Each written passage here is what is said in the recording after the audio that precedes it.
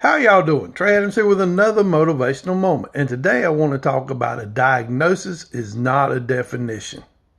When I was 49 years old, I was diagnosed with being ADD. It kind of explained a lot of things when I was younger, but it didn't define who I was.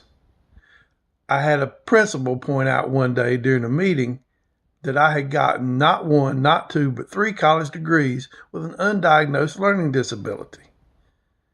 That put my diagnosis in a new light. My diagnosis didn't define who I was. It was only a part of me. Too many times we let a medical diagnosis define who we are.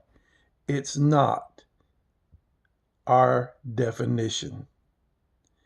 It is a part of us. And what we do after we get it determines who we really are. Being diagnosed as ADD changed the way I did some things. It made me develop a new process so I could be more positive and more productive.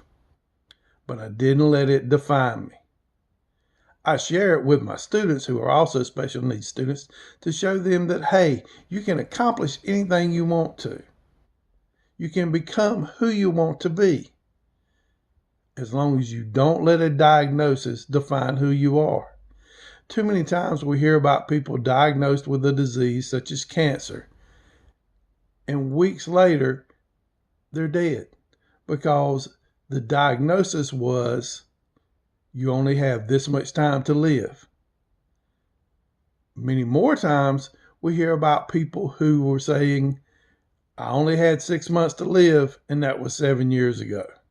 I only have 3 weeks to live. That was 5 years ago. Today, stop letting a diagnosis define who you are. Let your actions, your attitude define who you are. Let your heart define who you are. Let your mind define who you are. If you want to be positive and productive, or what I call a P2D3, stop letting a diagnosis define who you are.